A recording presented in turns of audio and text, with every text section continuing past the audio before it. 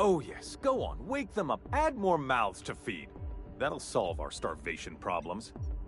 I don't know what half-baked plans that simpleton in a lab coat has been leading you through, but it's done. It's over. Let me ask you something, Captain. Have you at any point thought about not fucking up our entire society? I believe we could ask you the same. I'm making actual progress towards stabilization and recovery. You're just getting in the way.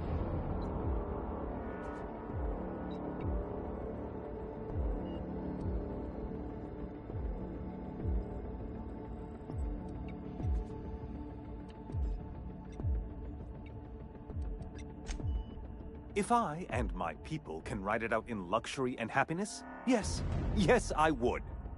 I don't know if you've noticed, Captain, but Halcyon's pretty much a lost cause.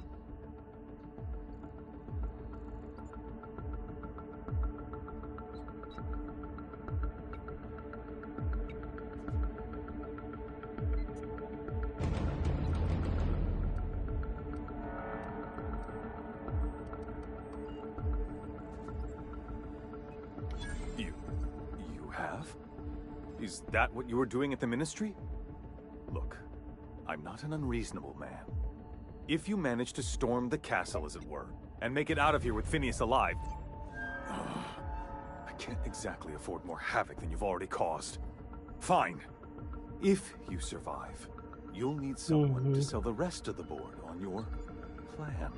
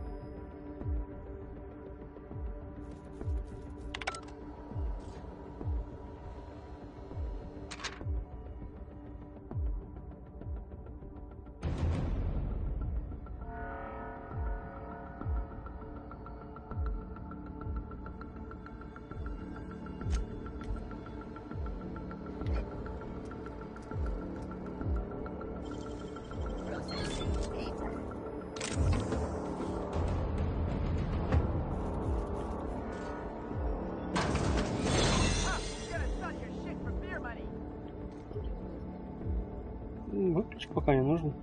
Если чай будешь пить, мне тоже не нальешь, пожалуйста.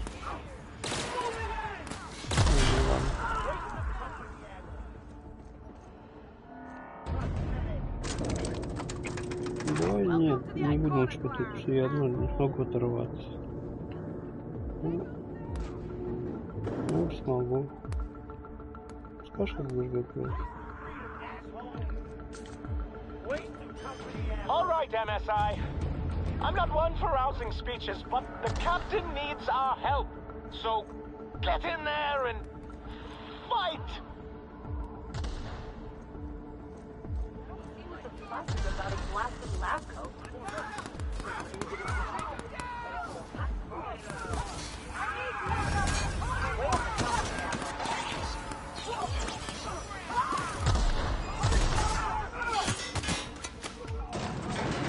Everything in my life has been leading up to this point.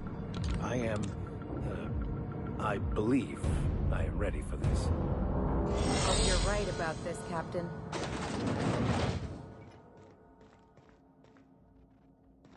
Captain, you have an uncanny talent for complicating my life. You've disrupted the balance of power. You've upset the natural order of things. You've introduced uncertainty, and there is nothing I despise more than uncertainty.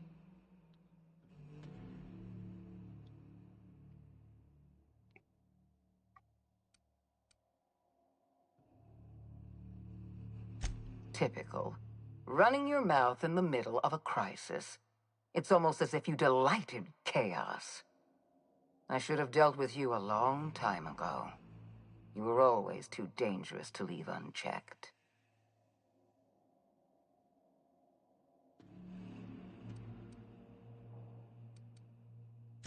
Leaving you alive was my greatest mistake, but it is a mistake I intend to correct. I have Dr. Wells in my custody. Once I've secured his cooperation, I can move forward with the program. I can repair the damage you've done. I can set things right.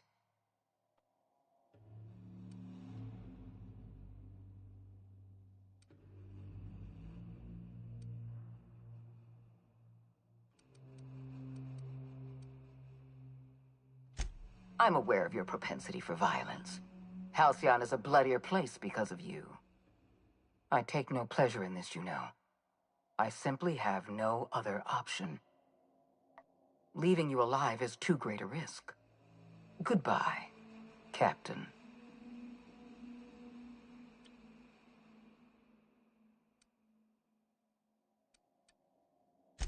Fair enough. I'm giving you exactly one chance to parley with me.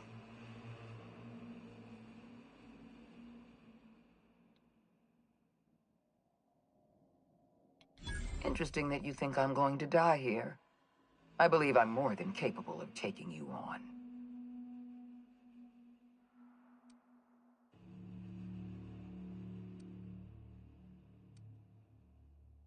Did you really think I would make this easy on you? I've devoted my entire life to protecting Halcyon.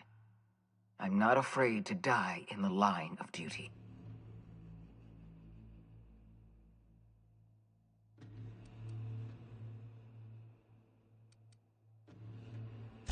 There isn't much of a board left, thanks to you.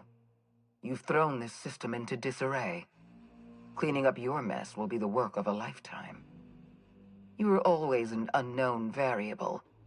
I tried to recruit you, but you threw your lot in with that madman, Phineas Wells.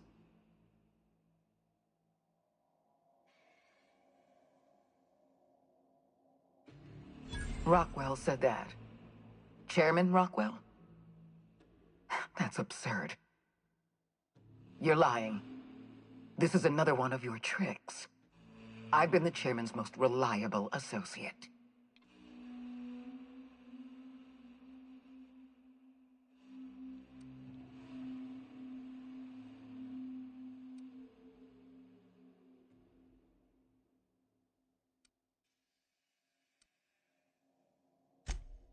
Sophie? That insufferable, arrogant twit. After all I've done for him, I have given the chairman nothing less than a lifetime of loyal, honorable service. And this is how he repays me. By leaving me twisting in the wind.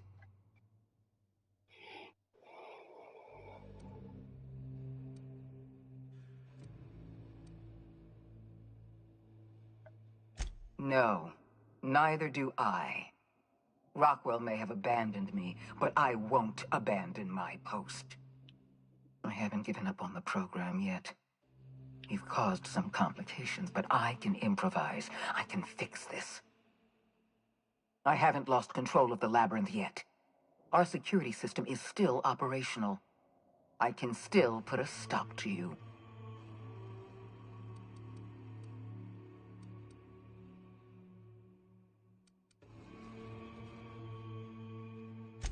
Yes, I'm quite aware of your brazen act of corporate vandalism.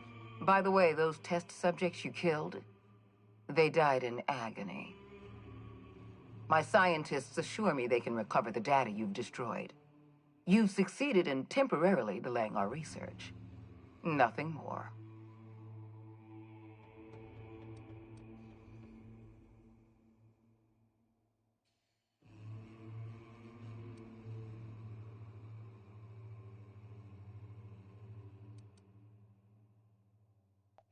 That isn't true.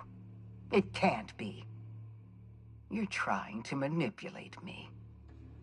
That experiment was absolutely essential to the program. My scientists assured me they were close to a breakthrough. They gave me their word.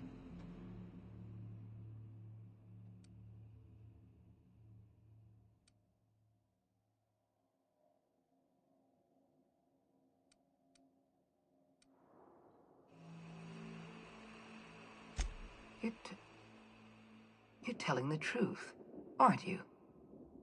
My scientists have been chasing their tails for years and calling it progress. We're going to have to start all over again. All that research, all those experiments, you've set us back decades. I don't see any reason to continue arguing with you. I know when I'm beaten. The only thing left to do is surrender with dignity. Congratulations, Captain. You've outplayed me. I accept your terms and will return Dr. Wells to your care.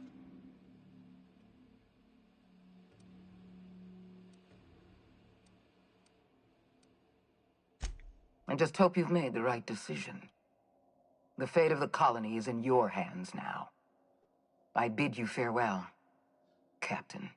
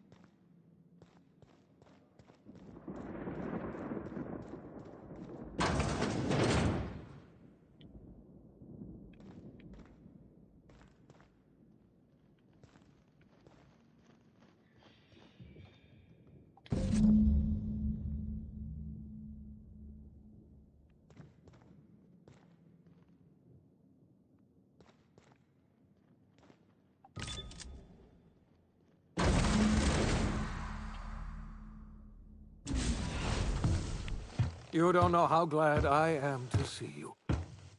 You must have said something to get under Akande's skin. She's gone, and I don't think she's coming back.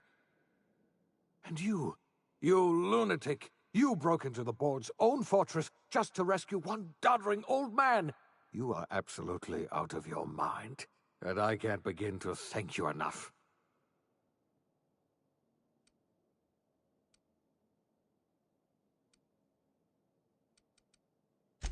I'm all right, thanks to you. Akande wanted my cooperation. I'm quite sure she would have beaten it out of me if you hadn't arrived. You've broken the board's stranglehold on this colony, and you saved my life. But there's still so much we have yet to accomplish. You and I are going to have to work harder than ever to save Halcyon. I'm afraid the situation is far worse than any of us ever anticipated.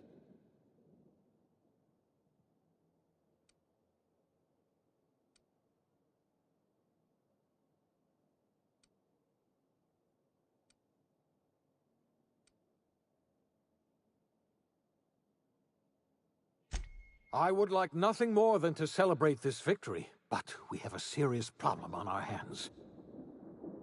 Earth has gone dark. We haven't received a single message in 3 years. There's been no communication, no signals, nothing. 2 years ago, the Earth's Directorate's frigate disappeared on their way back to Earth. We don't know what they discovered when they arrived, or if they arrived at all. They haven't exactly been hands-on around here anyway. So there's one less rubber stamp to worry about. Earth is humanity's home planet, Miss Fenhill. The psychological effects of losing our original home will be devastating. Earth is only an idea to us. But that idea is the bedrock the colony is built upon. If people were to find out it's gone dark, the shock could be too much to bear. I don't want to imagine what'll happen once news gets out. Let's just keep this between us for now. We're in serious trouble, my friend. Do you know what this means for Halcyon? We can't rely on Earth for support anymore. We've been cut loose. We're entirely on our own. Yes. I don't know what happened, but something must have gone horribly wrong. I don't know why Earth's gone silent. I don't even know if Earth exists anymore. We have no connection back to Earth, and return is likely impossible. We're completely alone out here. You might have heard of the Earth Directorate's frigate. Half the colony's entire military was on that ship. They were returning to Earth when they vanished without a trace. That was 2 years ago. We haven't heard a word from them since. Whatever happened to Earth likely happened to them.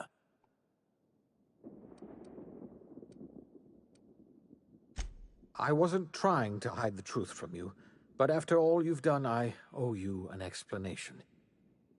Yes, I experimented on the Hope's colonists. Each of my experiments ended in catastrophic failure. Each of my subjects died in agony. You are my first and only success. I didn't tell you about the others because I didn't want to burden you.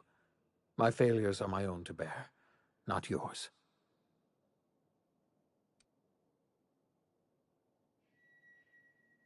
I'm not asking you to forgive, but I'm going to try to set things right. My apologies. I need to get a hold of myself. We've now.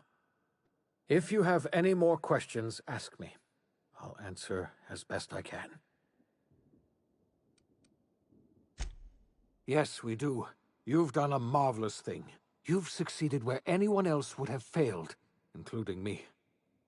We must begin the revival process immediately, starting with the Hope's brightest minds, and then we're going to fix this damn colony, one problem at a time. We're going to need a leader, and I can't imagine a better person for the job than you. What do you say, old friend? Will you help us?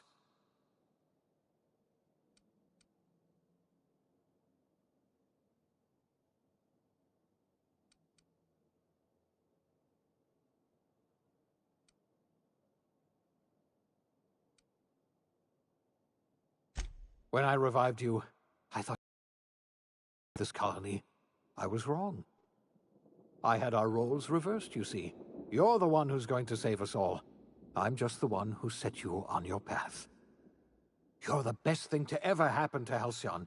If you want to take it upon yourself to lead this colony, you have my support. We're not a colony any longer, are we? Our last connection to Earth has been severed, and so we have been set free.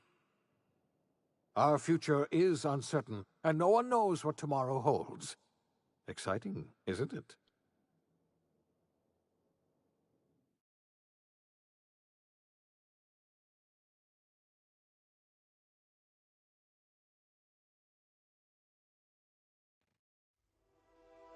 The OSI teaches that everything in the universe happens according to the grand plan. But the stranger that arrived in Halcyon was an unplanned variable. From the moment he landed in Emerald Vale, his actions altered the course of history. The events on Tartarus brought about the end of the board's authority. But the board's mistakes would haunt the colony for decades to come. The damage they left behind would require the work of a generation to repair. Dr. Phineas Wells began reviving a handful of the Hope's colonists. Engineers, scientists, technicians, and intellectuals. They were among the brightest minds the Earth had ever sent out into the stars. The Hope scientists and engineers woke up in a colony descending headlong into total collapse. With no way to return to Earth, they had no choice but to band together and devote themselves to the cause of saving Halcyon. The people of Halcyon were nothing if not hardy. In the absence of many of the colony's settlements banded together with a single purpose in mind: survival. Life was especially hard in the years to come. Some towns dissolved by attrition and starvation, but most of them found a way to carry on. In the years to come, Halcyon was forced to reckon with its newfound freedom. The board was gone, and for better or worse, the colony was responsible for its own destiny. Between MSI's worker-centric policies and the iconoclast's manpower, Sanjar and Zora were able to rally many of the Terra 2 townships to their cause. MSI's workforce swelled, and the iconoclasts enjoyed a significant surge in their ranks. The board was too distracted by infighting and internal politics to stop MSI from becoming a powerful corporation and a refuge for townships that might have fallen through the cracks. Consumed by paranoia, Lilia Hagen took Sublight Salvage in a controversial direction, openly accusing board officials of an extraterrestrial conspiracy.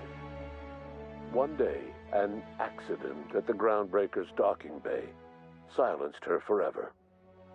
Time would tell if her replacement could keep the Sublight family together.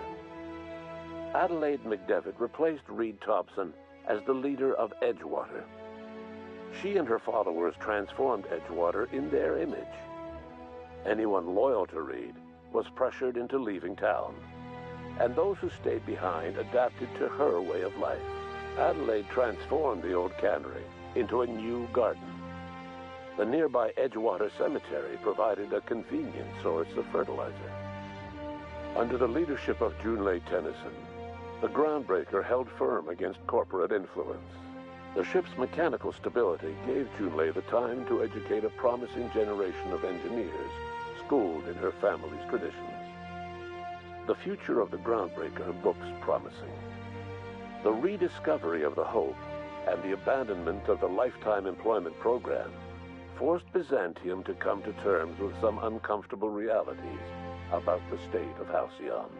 While Byzantines were reluctant to surrender the luxuries they'd grown accustomed to, the board's diminished authority gave them little choice in the matter. Nearly everyone had to learn to make do with less. Some even had to get jobs. It was a dark time indeed. Your influence shifted Ellie's perspective. She finally admitted, albeit grudgingly, that she just might need other people. Sometimes. With a steady income from the life insurance payouts, she was finally able to afford a ship of her own. She hired a small crew and flew supply missions to communities on the fringe. Some of them were even legal. Life in Halcyon was sobering for Felix Millstone. There was no great awakening for the colony, no celebrations in the streets. There was only the hard, desperate work of trying to repair a broken colony. Felix never had a head for numbers, but if there was labor to be done, he was there to help. Eventually, Felix realized that the work of a revolution was done with two hands. As he enjoyed his adventures aboard the Unreliable, the vicar, known as Max, eventually decided that it was time to move on, to live out the life he had sought so long to create. He knew there were many in the colony who carried burdens much worse than the ones he had struggled with, and he devoted himself to easing their suffering wherever he could. He only ever took up arms again to defend the defenseless. Unshackled from a lifetime of striving and fighting the universe and himself, Vicar Maximilian de Soto was finally at peace. Once the matter with the Hope colonists was resolved, Junlei bashfully asked Parvati if she'd like to join her permanently on the Groundbreaker, and Parvati enthusiastically, if somewhat awkwardly, agreed. The stories of her adventures spread across the colony, and Parvati soon found herself the center of attention. Having served as the engineer of a renowned spacecraft, tramp freighters and wildcat miners sought her out by name, and in no time, she was a fixture in the Groundbreaker's mechanical ecosystem. She and Junlei were never far apart. Nyoka returned to Monarch to take another crack at making a permanent life for herself. She formed the Charon Group, a mercenary outfit of ragtag survivalists and wilderness experts. Anyone in need of a guide, or just looking to throw back a beer and swap stories, could find her camping on the trail or clearing an infestation. The SAM unit that accompanied you spread awareness of the product line's superior sanitation and maintenance capabilities across what was left of the colony. This led to a boost in SAM unit sales. Did you know that SAM units are the longest-lasting, toughest-acting cleaning solution in Halcyon? Minister Clark was released from house arrest, and his contact with you gave him a sense of renewed purpose and vigor. Once it became clear that no help would be coming from Earth, he threw his considerable efforts and talents into helping Halcyon manage the crisis before it. It was widely suspected that Sophia Akande was the true power behind Chairman Rockwell. However, after the riots on Tartarus, she was never again seen in the colony. Various theories circulated as to her fate. Some believed she boarded an interstellar ship capable of journeying to a distant colony. Others believe she died trying to escape Tartarus. Some few suggest she fled to Monarch, where she continued to live among a small band of loyalists. There is another theory, which suggests that Sophia's encounter with you changed her, and she deliberately retreated from public view, but continued supporting the colony in secret. When Dr. Wells began reviving the Hope's colonists, he found himself with a sudden windfall of additional supplies and resources, courtesy of an anonymous donor. If Wells knew who his supplier was, he never told a soul. Chairman Rockwell served as the public face for the changes in Halcyon to come. Whenever you needed strings pulled or a voice to sell a policy change, Rockwell was only too happy to oblige. As for Dr. Phineas Wells, he spent his remaining years in his orbital lab. He eventually came to terms with his own past and was able to forgive the mistakes of his younger self by devoting his remaining years to serving the colony. Dr. Wells was able to revive many more scientists and engineers than he first expected, thanks to the additional batch of chemicals you stole from the ministry. Wells never forgot about the human lives that were lost in acquiring these chemicals. In the end, Dr. Wells was able to save every scientist and engineer aboard the Hope. Over the next decade, nearly all of the Hope's remaining colonists were successfully revived. Halcyon saw a period of rapid technological and scientific advancement. Breakthroughs in dietary supplements saved the colony from starvation. Geoengineering projects and social reforms began to change the structure and character of the colony. Dr. Wells laid the groundwork for the project to save the colony, but he would never live to see the fruits of his labor. He passed away a few years later. His work was carried on by the scientists and engineers he revived. Today, Halcyon has stabilized. The people of the colony work hard to adapt to their new circumstances. Nearby colonies send aid and supplies. Life will never be easy in Halcyon, but for the first time in its history, there exists a sense of real, genuine hope about the future. And what about you, the unplanned variable in the history of Halcyon? Long after Wells passed away, you carried on his work with more energy, determination, and brilliance than he could ever muster. The years that followed were hard, but Halcyon survived by the efforts of the Hope's most promising colonists, the greatest of which was you. No one knows what's happened to Earth, and no one knows what the future has in store for Halcyon. All we know for certain is this: the name of the Unreliable and that of its intrepid captain will remain the subject of countless stories for years to come.